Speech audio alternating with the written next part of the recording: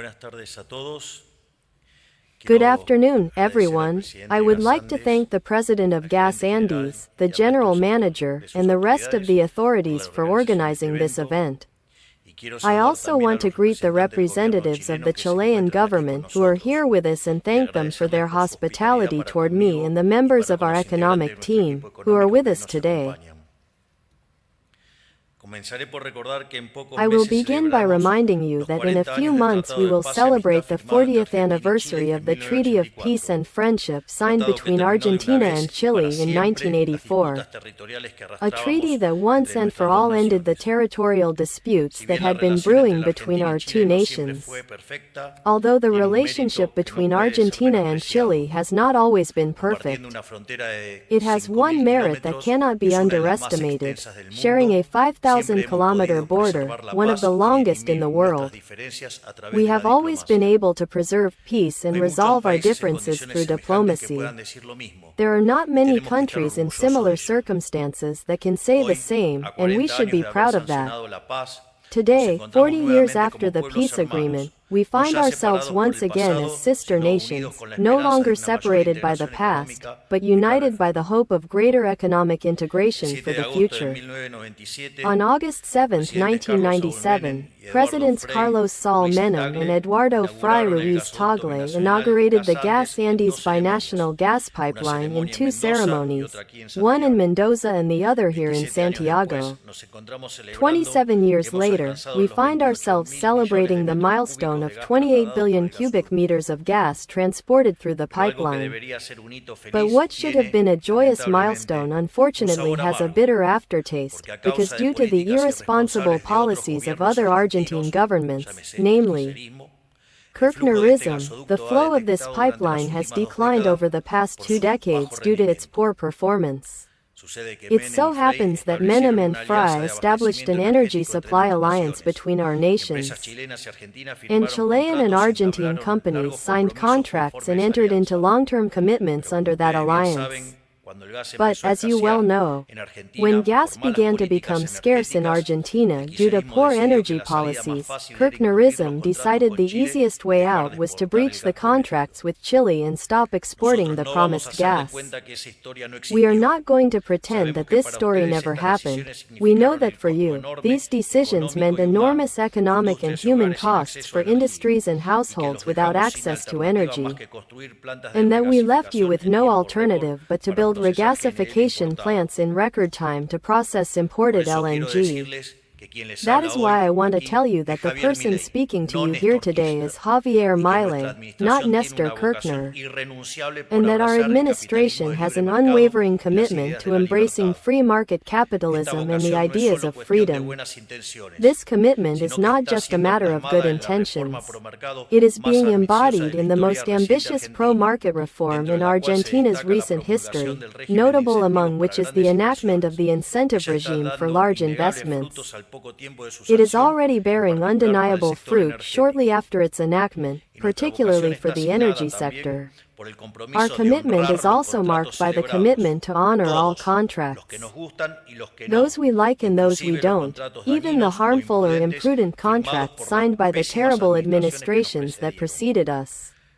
They are still contracts, and the capitalist order necessarily depends on the trust between the parties that the contracts entered into will be honored.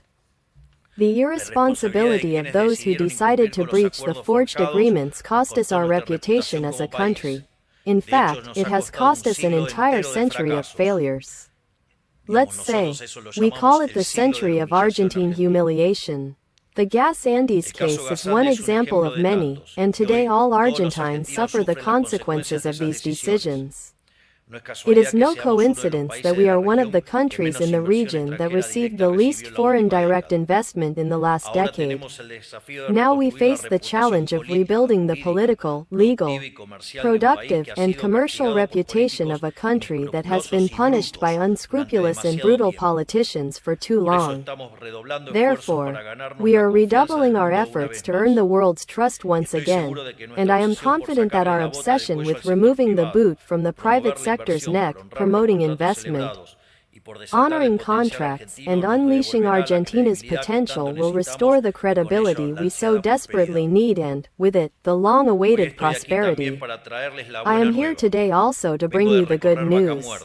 I have just toured Vaca Muerta, seen with my own eyes Argentina's new panacea, and shared long conversations with the main CEOs of the oil companies. The development of Vaca Muerta is an example of the power of private initiative in Argentina. This ecosystem of national and multinational companies has managed to reverse our historic energy deficit from almost $7 billion 10 years ago to a surplus of $4 billion as of this year, and we're aiming for much more. It is, in fact, the best result for our energy balance in the last 22 years. But not only are we already reversing decades of deterioration, we also have enormous potential with oil exports, which are a reality, but also with increased gas exports to our neighboring countries and LNG exports to the rest of the world in just a few years. In other words, we're talking about an extraordinary source of resources that, at a minimum, can supply Argentine demand for the next 150 years. Therefore, Vaca Muerta is a turning point for our country. There will never again be a gas shortage in Argentina. There will be more than enough for our country and also for exports. There will never be an energy deficit in Argentina again, at least not until we stray from the path to freedom. A few days ago, YPF and Petronas announced the development of a liquefied natural gas plant in Rio Negro. It is, no less, the largest investment in the country's history and will place us at the forefront of the global maritime natural gas export market. The Vaca Muerta Sur pipeline is also a reality, and when completed, it will allow the export of 280 million barrels per year. Furthermore, we have just authorized the export of 7 million cubic meters of gas year-round and an additional 2 million outside of winter. Volumes that will continue to grow with the development of Vaca Muerta. And thanks to the approval of the Ley Bases Law, one of the most comprehensive legislative reforms of the last 40 years, we were able to modify the old hydrocarbon and gas laws so that, among other things, exporting becomes easier and faster. In this way, we will soon be able to utilize the full capacity of the gas pipelines we share with Chile.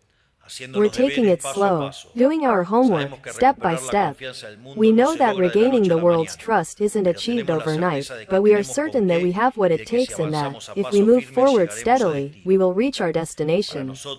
For us, Chile has been a great example of what must be done to sustain economic development over time, both for its healthy relationship between the public and private sectors and for its non-negotiable economic policy, which has endured despite political changes, thus maintaining the principles of life, liberty, and private property established decades ago. These values allow Chile to take off, abandon its backwardness, and move toward a model of prosperity. We too have finally changed, and we also believe in those values, and we are working to begin walking the path to prosperity. That's why we want to extend this model, which is bringing such prosperity to energy development in Argentina, to the rest of the primary sectors of the economy, so that we can finally take advantage of the gifts God has given us. We dream of the day when we can export $50 billion a year in copper, as you do, because with the second largest shale oil reserves in the world, along with one of the largest lithium reserves in the world, and with copper, with conventional oil and gas, and with the countryside that produces food for 500 million people, and with hydro, wind, and solar energy, we know that, following the ideas of freedom, we can be an exporting power not only in energy, but in all primary sectors of the economy. That's why we want to make this vocation a pillar of our government, an element of our identity, the vocation to produce as much as we can, to take advantage of the gifts God gave us as much as we can, and to export as much as possible to the region and the world, honoring the legacy not only of our country's founding fathers and the generation of 80, who made our country the richest in the world, but also of President Menem, who inaugurated this gas pipeline 27 years ago, because Argentina has everything it needs to compete on equal terms with the best countries in the world. We can do it and we will do it. And I am sure that anyone who joins us as a partner on this path will enjoy with us the prosperity our land deserves. I have no doubt that if we work together, we will achieve this, and we will become an example of cooperation and growth for the rest of the world. Thank you very much. May God bless the Argentines and our Chilean brothers and sisters. And may the forces of heaven be with us. Long live freedom, damn it.